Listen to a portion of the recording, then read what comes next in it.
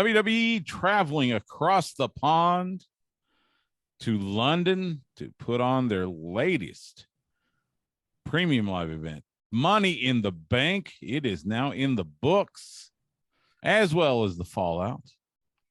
And to help me break it all down, joining me on the Vaqueros Caffeine Cantina hotline, he is the host of the Big Audio Nightmare, the Mid-Atlantic Championship podcast. He runs the Wrestling News, and you hear him every day on Wrestling Observer Live with Brian Alvarez, and I'll say it till the cows come home.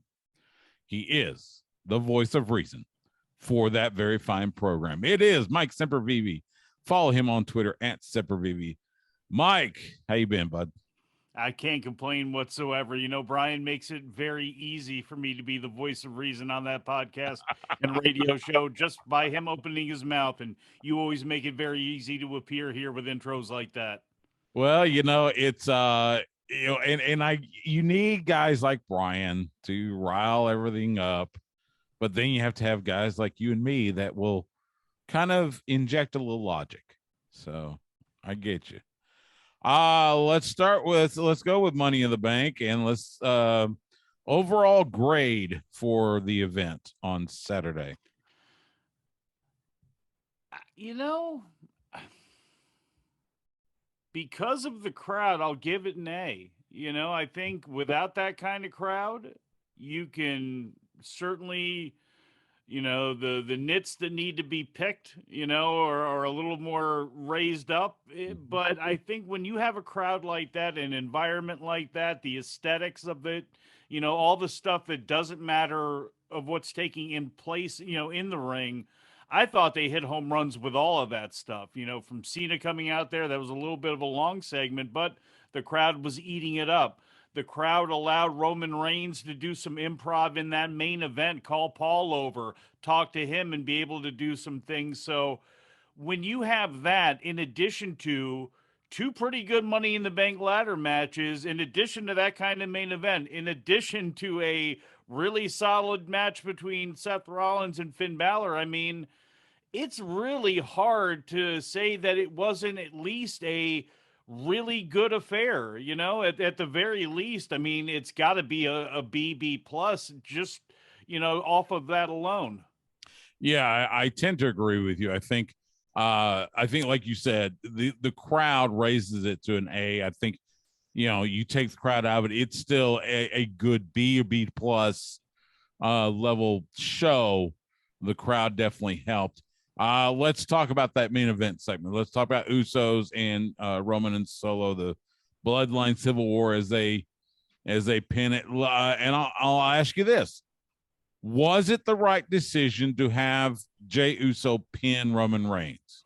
Absolutely. And I was very surprised at some of the pushback that Alvarez received, you know, talking about it. I was really surprised by that because to me, it just seemed obvious. I mean, you got a long way to go before Roman and Cody. At least, what, 9 months or so? I mean, you got a while. So Roman's got to do some other things. And we're in the phase of this storyline, obviously, which is Roman's reign is slipping, you know, to use a pun there. Mm-hmm. The bloodline has cracked. The Usos have left, and now he's lost for the first time in 3.5 years. He was pinned by Jey Uso, the guy who wants to take over the table, the guy at the very beginning of this whole thing that Roman exerted a lot of pressure on. So to me, there were two answers. It was either that or Jimmy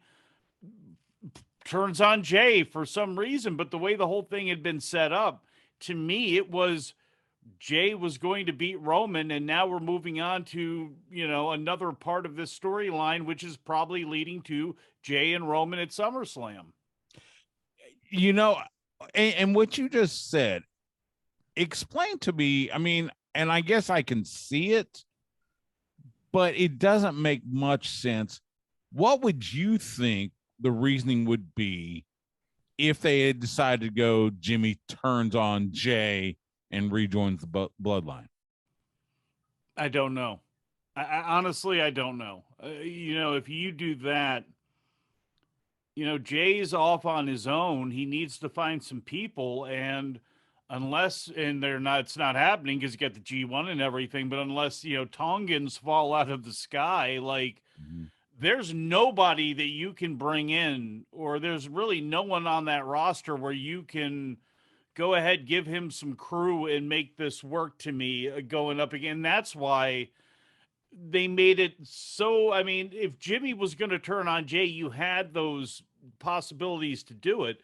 And then, to me, that river completely dried up. So, to me, again, there was the only other option, obviously, was what I guess a lot of people there thought when Roman was pinning both of them, which was Roman was going to pin both of them. And, but then you go, then what? So then the Usos fall back under thumb again. I mean, you can do that, but to me, you need something big and on the line. And to me, that's SummerSlam. It's the bloodline, maybe again, and power and control over the whole thing against Roman's title, and that's where Roman wins, and you can assimilate the Usos back in that way. But to me, you can't do it until then. It doesn't make any sense. And now you at least have tension in that part of the storyline for a couple of months. And again, look, if people don't like this storyline, I can completely understand. I can see how people believe that they're recycling things and all that sort of stuff. But two things can be true. You can be sick of this whole storyline. You can be sick of Roman, and it can also be making a lot of money and attracting a lot of other people's interest, and they're going to ride that. Look, they've ridden it through Drew McIntyre, they've ridden it through Sami Zayn, they've ridden it through Kevin Owens, they've ridden it through Cody Rhodes, and it may end with Cody Rhodes, but again, another pun, the road to that, it's all Roman and it's all bloodline until the ratings say otherwise. Something that I noticed, I especially during the latter stages of the match, and it kind of leads to this. So is the next big step Solo turning on Roman? Because as I mentioned during the latter stages of the match, it at least it appeared on the broadcast like Solo was giving Roman some glances. I think eventually that is going to happen. And I think they are doing everything they can to make sure that those seeds are planted. So even a vegetable would know, hey, Solo is, he's always got tension on his mind. He is Solo Sokoa, so he didn't need his brothers. He's not going to need Roman either at some point. And it just makes logical sense that that's the way they're going to go. But I think the way this thing has gone in the time that it's gone, somebody's got to be there on the road to Cody or the road to whoever it is. Somebody's got to be there to run interference for Roman. So unless you're picking up somebody else and Solo is going to then join his brothers and Roman's going to have somebody else, to me, that's something you do after Mania or you do it at Mania or something like that where that's going to be that part of that phase, way down the line. I think they're going to tease that tension, until the cows come home. But to me, unless it's Solo at Royal Rumble and you do a turn before that and then Roman again, but again, that's the kind of fantasy booking where you have to kind of throw out too many lines for me. Mm-hmm. Yeah. And then the man left standing, the wise man, Paul Heyman. So let's again a little bit of fantasy booking. Paul's going to turn on him because it'll be kind of like he's losing his meal ticket. When does Paul turn on Roman? I would almost wait till after Mania because showing cracks leading into Mania, and again, this is under the assumption that it's Cody Rhodes, finishing the story. Heyman and Solo, and that runs Roman off for a couple months where you kind of forget about him. He does that Brock, traditional Brock thing where he disappears. And then you can have Cody Rhodes basking in glory with new opponents. You can have the Usos on that same brand, let's assume that the brand split is, legitimate thing. They're on Raw.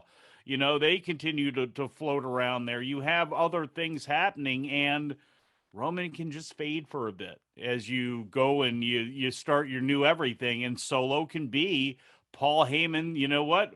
You got rid of Roman, but there will be something with Solo. And to me, Solo's a heel. Solo, needs a manager. I mean, he can obviously cut promos. We heard him do it in NXT, but he's not, as great on the microphone as Roman is. Certainly not shown it the way that Jay is yet. So in that case, I think, Paul's a perfect guy to have with him because, again, as fickle as Paul is, Paul goes for where the money is. And how many times is Brock going to come back?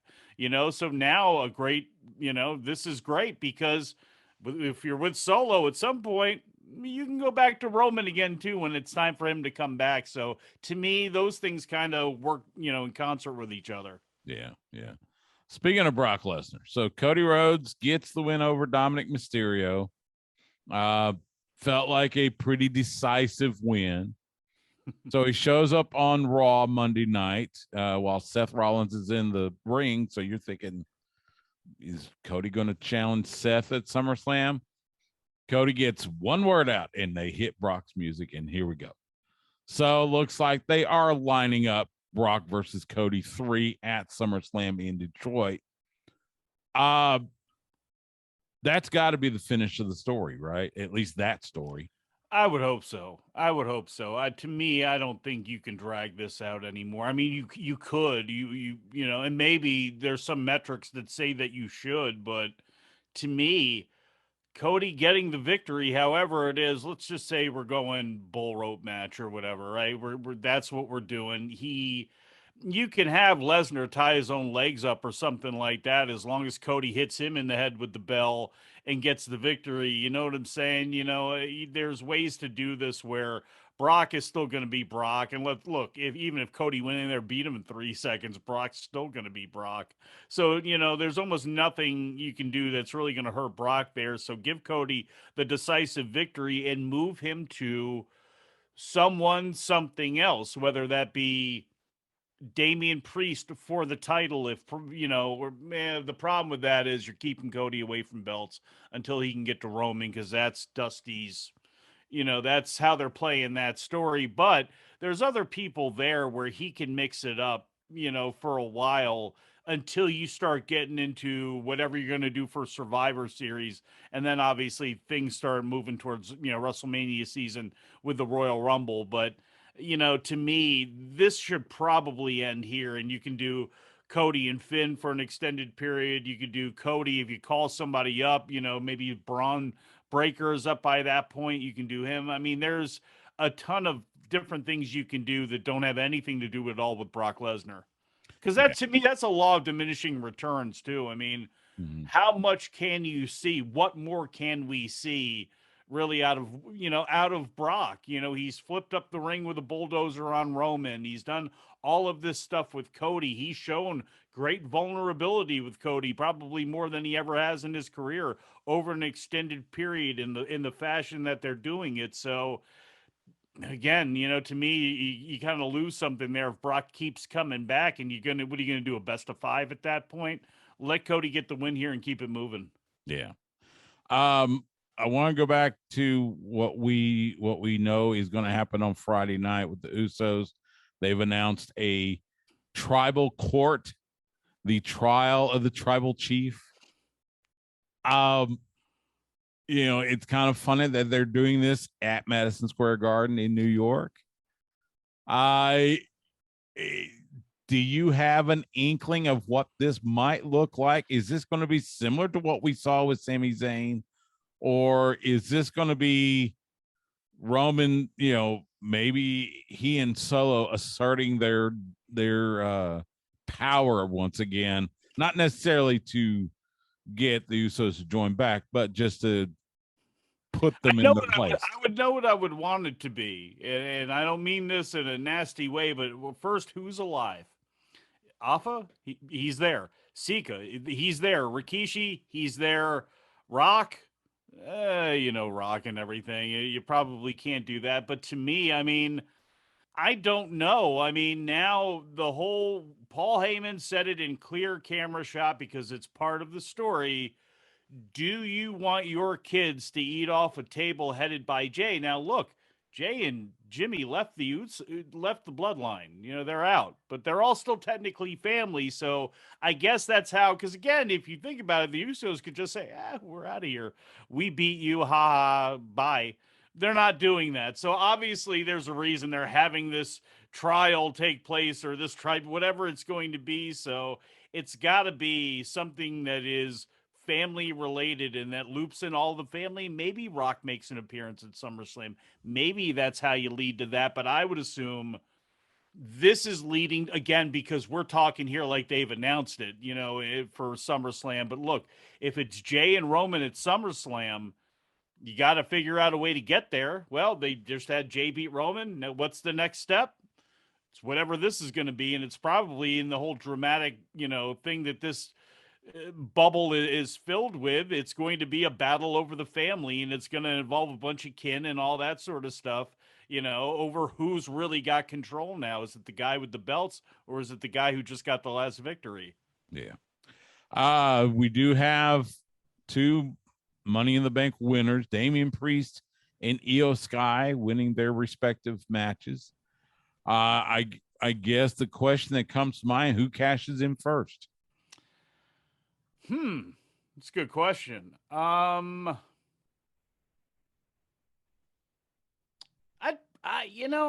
say Io Sky. I'll say Io.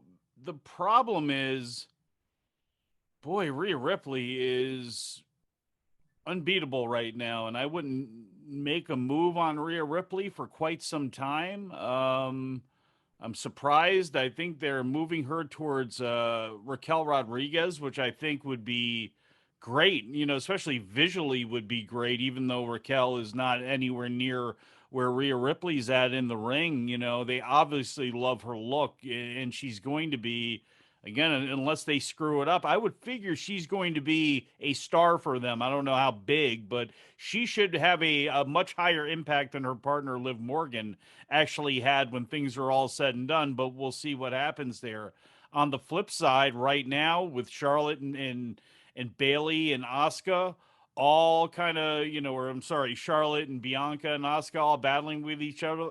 We'll see how things have to shake out there, but that makes sense to me. At some point, Io slipping in there and getting the victory over one of the two. It's just Damian Priest to me has got such an easy line right now because of Seth Rollins, and Seth Rollins, it's not going to be Roman Reigns. So to me, that's the one where it's like, okay, it's just a matter of, because it seems so obvious, do you hold off on it? And I think they'll actually do that. I think, again, we'll see what happens with Seth and Finn if they do another match with them, because I think that's going to play a lot into it too. And we'll see who else enters, if anybody at all enters the world title mix on Raw. But, to me, it's going to be one of those things where they're going to be playing tension with Seth and Finn and Damian on the outside for a while. I think by the time they actually pay that off, Io may have snuck in somehow and gotten the victory and opened up a new feud. You mentioned Damian Priest and Finn Balor. We've seen the tension. By the way, I know I did say snuck in. That's a word on Delmarva. I don't know about Sure. where y'all folks are from. Sure, we'll take it. Finn Balor and Damian Priest having these little arguments and such. And it was so fun because I think, prior to WrestleMania, it felt like Rhea Ripley was going to be the one to break out of the Judgment Day and become a star on her own. Now it feels like maybe it's going to be Damian Priest. Nevertheless, you have this tension between him and Finn. Could this be a scenario where Finn gets a match against Seth, he beats Seth, wins the title, and then Damian comes in, cashes in on Finn, and takes the title from Finn? You can absolutely do that. You can absolutely do that. And I mean, to me, Damian Priest would be one hell of a baby face. I think he'd be one hell of a lead heel as well, too. And that's that's where I guess it really comes down to, does Seth beat Finn and Finn kind of hold him down or do something to him during the match where then Damian comes in and clobbers him and then all is well because, at least one of us has the belt again or something like that. And but if you do that, to me, it's over. You got to go ahead. If Damian Priest was the one who cashes it in on Finn, that's it. Dom needs to find his way because Rhea's got to go be Rhea. And I'm sure Rhea can keep Dom around. I mean, you could do that type of storyline if you wanted to. I mean, that would be fine. Finn's going to be fine on his own. And obviously, Damien's going to be fine on his own. Rhea's going to be great on her own.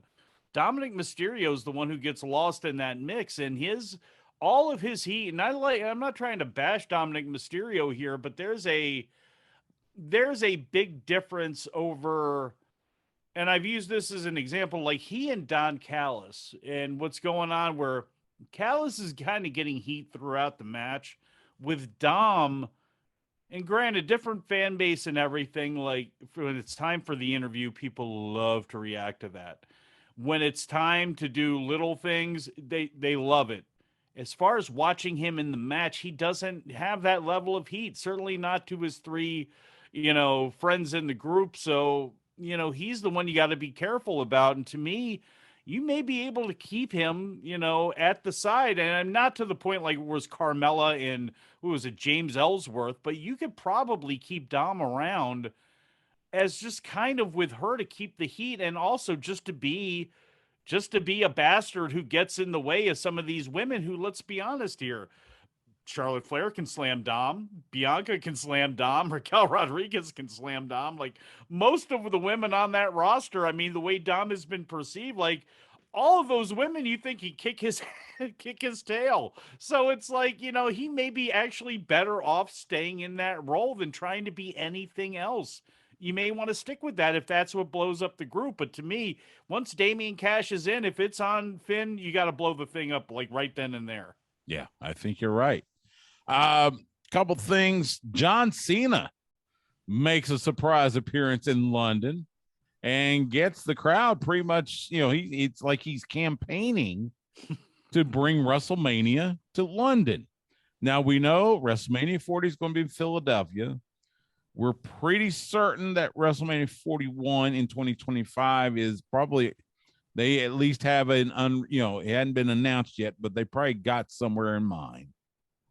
So it looks like, and I think all the reports have been saying 2026 would be the soonest WrestleMania could go to London. What do you think about, the Showcase of the Immortals happening in the United Kingdom? Well, the talk has been Nashville, right? They go, they build a new building. It's going to be Nashville. It's all said and done, but it's Nashville. And this is where Minnesota is like screaming and jumping up and down and waving their arms, and they're willing to pay. And you look at a lot of other places that have not had it in a while, and they're willing to pay. And London's not. Now, you're going to make a load of money, but you're going to spend a lot more money bringing everything over there. There's logistical issues in this day and age. The length of these shows doesn't matter if it comes on a little bit earlier and starts in the UK a little bit later. No, so it's not an issue about really time about, oh, we got to get this thing started at 7 or there. People don't care anymore, especially when it comes to watching on Peacock, unless you're watching on cable or and again, even then, most places have at least a few replays that you can watch in the next couple of days afterwards. So it comes down to money because they're not thinking of the fans here. If they're thinking of the fans, I mean, no offense to the UK, but like most of the fans that go to WrestleMania are from this country and they're used to traveling to WrestleManias in this country. And there's a whole thing that's set up around that, a whole infrastructure. Look at how many companies now ride on the back of WWE to do that week. You give all that up to go to England where for what? Is this to say that you outdrew AEW and Wembley? You're going to make a ton of money, but like they're not the money that you're also losing the site fee again that other people are giving. You're losing tax break advantages. I don't know about that. I don't know for WrestleMania, but then again, it's not like John Cena went out there rogue, as Triple H tried to say in the press conference afterwards. Obviously, he went out there and said it on purpose. Obviously, there's a reason that they ran there. Look, their rights deals are coming due there. They've been coming due in India. Where are they going? They're going to India. So it's like, could there be something where sure they won't get money out of the UK for going there, but whatever their new partner is going to pay extra production or something? I mean, I know business wise it can be done. I just when I look at the traditional, dollars and cents of the thing, no, it probably shouldn't take place there. But, and, again, the greed of the American fan to say, oh, God, no. Everybody else over there is going, well, hell, we got to travel to you all the time. Screw you. I'm happy to get it here. And I don't blame those folks, especially if you do a blitz. And really, this is same thing with AEW with All In.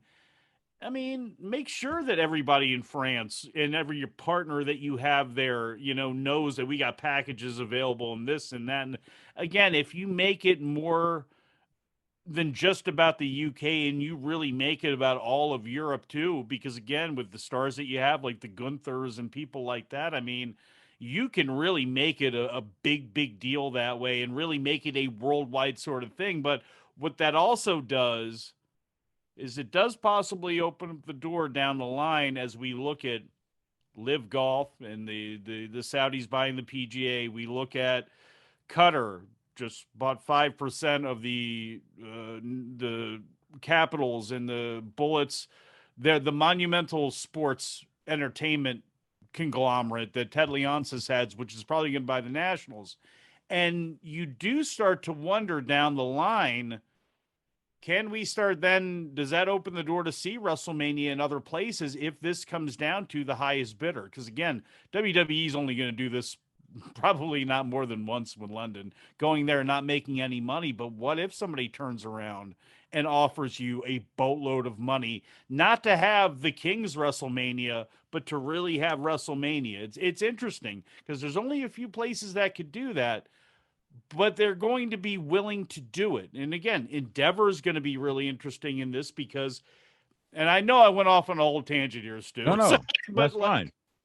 You know, Ari Emanuel gave back money after Khashoggi was murdered in Saudi, and they reneged on doing deals with each other over that. When it came to this deal with the UFC and WWE forming as one, and you bring in WWE, and again, this forget about the UFC and their, places in the Emirates and other places where they have deals, but you look at this particular deal, and Ari Emanuel just kind of held his hands up and said, we're really not changing anything in that. Now we'll see once the deal is over with, do they redo it? I would probably say yes, because the more this foreign money continues to, again, to dribble in all sports, and it's just going to continue to grow. Nobody's going to be immune to this no matter what, because look at the contracts. Look at basketball. I mean, this is all going to be really interesting because how do you pay these players? How do you, if you're in a mid-market and you, again, not that it'll ever happen, but look at a Kansas City or a Pittsburgh or somebody who goes, look, we can get foreign money to come in here. We can actually finally now compete with this or that. That money's going to be coming in. And with wrestling, and we know the morals of wrestling, and we know how it's been with big business. I mean, does this open the door to move WrestleMania around to the highest bidder? Do you have it at the Coliseum in Rome or wherever, just to have the shots of it because it's a show? I'm very interested in seeing how this goes because I think it's there's a wobbly domino if they do go to England because again, yes, you're doing it to me for some spite purposes because AEW is going there, but then again, after that, where does it actually stop? Yeah, predominantly they're going to be here in the States, but all these pay per views, Money in the Bank in this place, and Payback in Puerto Rico, and this and that. How many of these events are going to start popping up everywhere? Yeah, I agree. I think, the as you mentioned, the simple logistics of taking WrestleMania, when you factor in everything that happens around that event on a WrestleMania weekend, to take it to London, yeah, that's going to make it somewhat of a daunting task. If, like you say, if nothing, if for no other reason is to try to outdraw AEW at Wembley. So, before we let you go, Shayna Baszler and Ronda Rousey. Shayna attacks Ronda during the tag match. So Liv Morgan and Raquel Rodriguez are now the women's tag champs once again. Shayna comes out on Raw and basically runs Ronda down. Basically says she didn't pay her dues. She just walked into the business where Shayna had to travel the towns and set up the rings and all that good stuff. Uh, I Hey, only one of those women worked in Stardom. That's right. And I think everybody, you guys, Fightful, Wrestling, everybody's reporting because Ronda's WWE deal is about to expire and she wants to go home. And it sounds like it's going to happen somewhat soon after SummerSlam. So that's why we've got this kind of rushed program with Shayna and Ronda. Just give me your thoughts on Shayna Baszler versus Ronda Rousey, possibly at SummerSlam. Disappointed that it's going down this way, but there's all this talk of the quote was a hard out by Ronda to get out of there. And what I'm pondering is she coming back ever? And maybe she's not, because to me, she didn't have to rush this turn. And look, this was apparently the plan from Jump Street, but Ronda got hurt and they lost time off of it because of that. But to me, why did you have them then win the belts? Why? It's I didn't understand. I don't know. You could I to me there was a different way to do this, and I guess I don't know, maybe her doctors didn't talk to WWE doctors. To me, I just you could have had them lose the belts and Shayna be pissed that, like, we finally get these belts. You keep coming and going, then you get hurt again, and then she could have turned on her that way, as opposed to this. I don't know. To me, this is something you could have built up and you could have waited on. Ronda could have left. They could have left. They could have done a loser leave town match between Raquel and Ronda, or do this match again where the loser of the fall is gone. And Raquel could have pinned Ronda, and Ronda could have went, and Raquel's star could have been bigger, and you do it that way. The way they're doing it, it's like, is there finality to Ronda Rousey in a pro wrestling ring? And maybe there is. Maybe she wants to have another kid. She's already got one. She's got a family. She's got money and a farm and all those things. She doesn't need this exactly. And maybe her rest of her life is far more important than really putting wrestling into any thought of it, even long term. So, if this is it, then this is it. And I guess it makes some sense, but I'm surprised. And, the problem with me here is either way, I'm a big Shayna Baszler fan. And man, I think her and Bianca, great. Her and a lot of people, she just matches up well with so many people because she's so damn believable. So hopefully they take advantage of that. They're in a physical woman age. Charlotte can go and bang. Bianca can go and bang. Rhea. I mean, all of most of the women they have, and as Tiffany Stratton comes up, and a lot they start developing these other women, like, the physicality of these matches. It's not like it's stardom or anything like that, but these are, I mean, they are in a really good position when it comes to women's talent. They have a ton of it, and I just would like to see, things on top, shake out more and make sure that, the again, Asuka, Io Sky, where they're at with a lot of these, women. I want Shayna Baszler should be in it, and she should be strong. All of these women should, and they should be tiered in a way where you can move one up and bring one down when you need to, but just make sure they're all legit. Were you, and I get, WWE sweetens their audio, quite a bit, but was it a surprise that Shayna got the babyface reaction from the crowd and it felt like Ronda was getting the boos? Yes and no. It came out of nowhere to the point where it was like, wow. And then I think that's what people were cheering. Plus, Ronda's not exactly a favorite amongst, a lot of hardcores. And that was a hardcore, I would say it was a hardcore audience, but I mean, the hardcores were there as well as everybody else. And I think if you're a wrestling fan, and I hate to say this, like, no, I guess I don't hate to say it, but like it comes down to Shayna or Ronda, who you like? You probably like Shayna. If this was WrestleMania, I would have figured it would be different. Even if you did this show maybe in Los Angeles, you get a little bit of a different reaction. But I think with where they were and how they did it and the surprise of it, and it's badass Shayna, who we all kind of like, again, I think she's one of those people that it's like, again, people, they don't root against her. How about that? I think that would be probably the easiest way to put it. Whereas, poor Dana Brooke, she can even go to NXT and then there's people rooting against her, getting carried out, doing a good job trying to sell things. No, it doesn't matter. Get out of here. Yeah, I get Poor you. thing. I get you. He is Mike Sempervive. Catch him on the Big Audio Nightmare on the Mid-Atlantic Championship podcast on the Wrestling News and weekdays on Wrestling Observer Live with Brian Alvarez. Mike, I appreciate it, man. All the best to you. All the best to your family, and look forward to talking to you again soon. Stu, thank you very much. Thanks everybody out there for listening.